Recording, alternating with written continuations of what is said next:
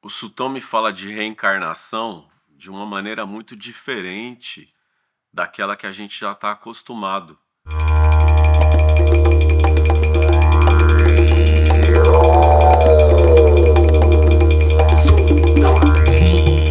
E ele questiona esses valores que vêm assim do espiritismo, porque a grande maioria das pessoas tem uma visão muito espírita, que é a visão de Allan Kardec, que aparece na sua obra, O Livro dos Espíritos, O Livro dos Médiuns, Evangelho segundo o Espiritismo, Céu e Inferno e a Gênese, que forma essa obra de Kardec, que foi escrita no século XIX, na Europa. Então o Sultão explica que toda a visão de mundo ela precisa de um contexto, né, para a gente entender a visão de Kardec, desse homem que se chamava Hippolyte Léon Denisard Rivail, era professor do Instituto Pestalozzi, especialista em metodologia, um homem da ciência e um positivista. Positivista quer dizer aquele que seguia as ideias de Augusto Comte. As ideias do positivismo diziam que religião, mitologia e magia são coisas muito atrasadas e que magia não serve para nada. E o olhar é tão cartesiano, tão duro, que a ideia do karma ela acaba se tornando algo parecido com a lei de Talião. No Velho Testamento, a gente tem aquela lei que diz olho por olho e dente por dente. É a lei, isso é chamado, né, de lei de Talião. Ou seja, aqui você faz, aqui você paga na mesma medida. É a ideia de que toda ação tem uma reação igual, que sempre que você joga uma bola na parede, ela volta para você. E isso é algo antiquíssimo, porque no Velho Testamento a gente tem o livro de Jó. Olha aonde a gente vai com isso. Nesse livro de Jó, diz que Deus está sentado com os seus filhos. E aí tem um filho muito próximo, um filho muito chegado, que senta do ladinho de Deus, que se chama Satã. Por isso ele é chamado de Satanael, Satã, o filho de Deus. Ele não é o demônio católico, cristão. Ele não é esse diabão que a gente imagina. No Velho Testamento ele é um filho de Deus que está ali para anotar as coisas. É um fiscal, assim, quase um funcionário público de Deus para a humanidade. E nesse livro Deus diz que a humanidade é boa. E Satã fala, não tem nada de bom nessa humanidade que você criou aí. Ele diz, olha, mostra um para mim. Ele diz, olha Jó, Jó é um homem bom. E Satã diz, ele é bom porque não acontece nada de ruim para ele. E se acontecessem umas desgraças, uns desafios, uns problemas na vida de Jó, será que ele continuaria bom? E aí começa a acontecer um monte de coisas na vida de Jó, que a gente diria coisas ruins, coisas negativas, né? E a gente fala que é paciência de Jó, mas Jó surta.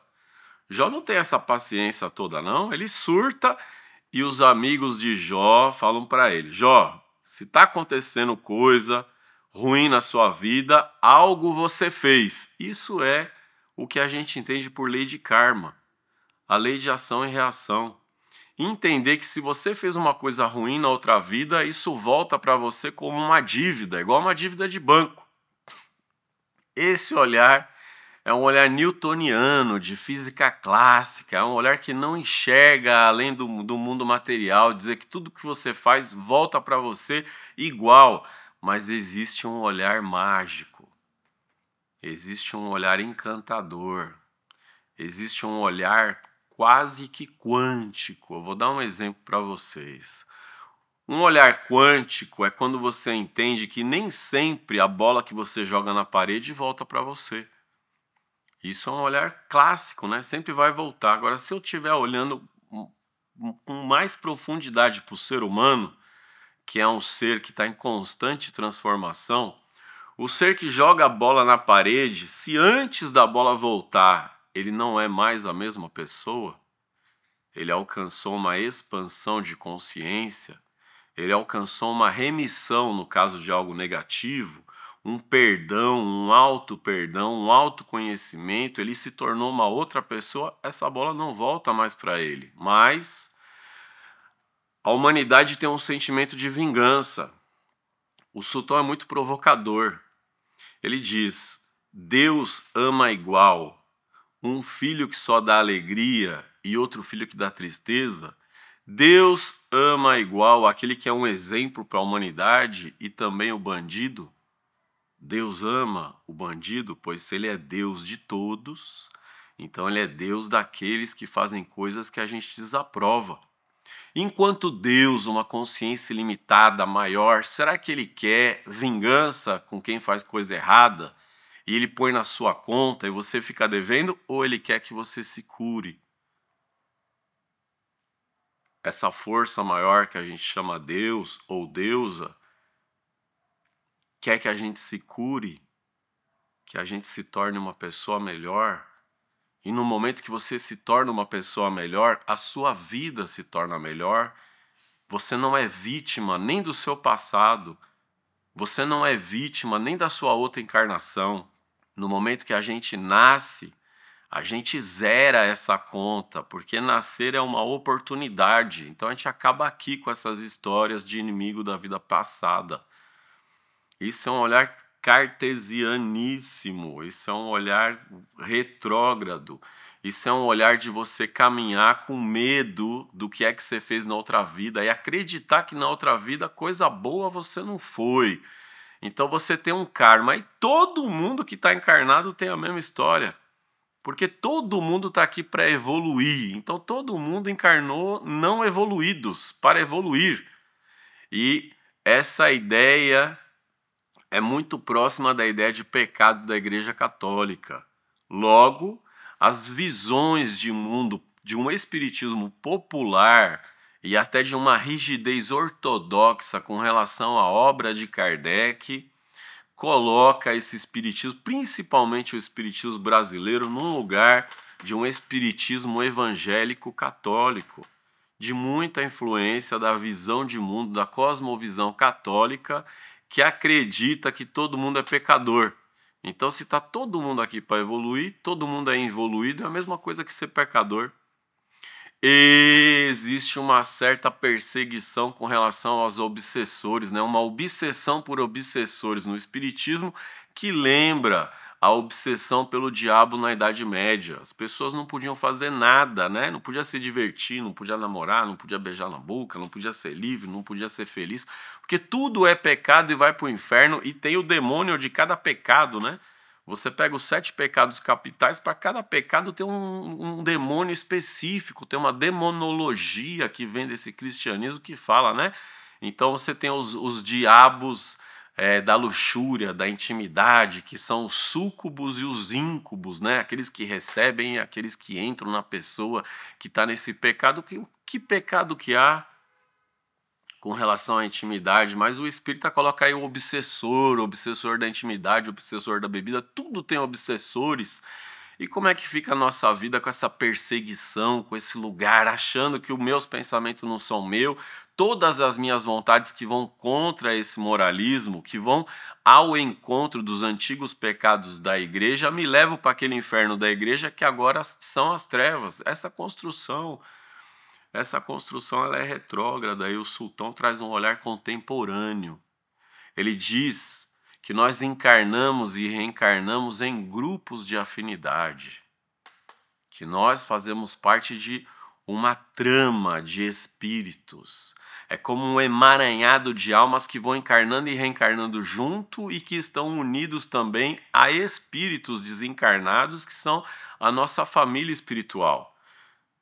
Logo, nós fazemos parte de uma família carnal por ligações e laços e elos da nossa alma, do nosso espírito. Então, eu não nasci nessa casa com esses pais porque tenho dívida com eles.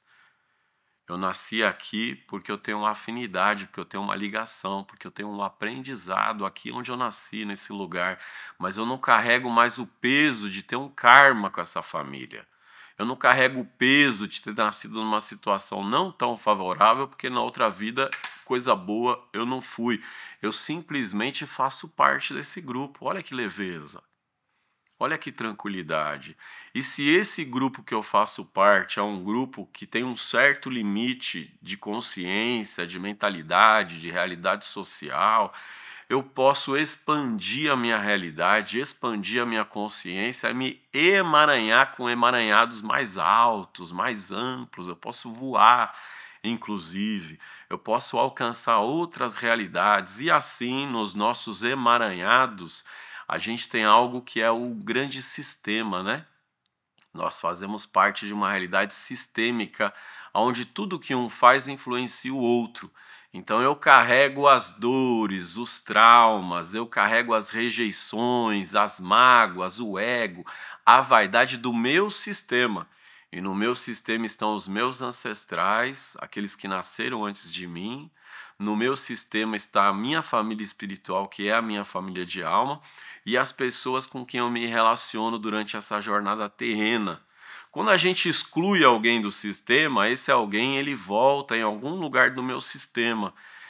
Por isso, em algumas espiritualidades, como na Umbanda, a gente resgata os marginalizados e os excluídos como quem resgata fragmentos da nossa alma, fragmentos da nossa sociedade, fragmentos da nossa espiritualidade. Sem nenhum peso, sem nenhum pecado, nós não estamos aqui para evoluir. Nós já somos o que queremos ser. Nós estamos aqui para curar as dores, os traumas de todos que vieram antes. Até a gente mesmo já encarnou antes nessa família. Nós somos nossos ancestrais, nossos guias são os nossos ancestrais. E quando a gente cura essas dores da nossa infância, as dores do mundo, as dores da sociedade, da nossa família, nós nos tornamos aquilo que já somos, luz.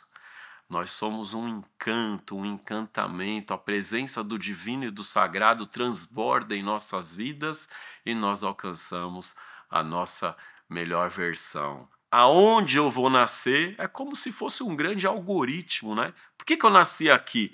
Imagina um grande algoritmo que não dá para você medir com dívida da vida passada.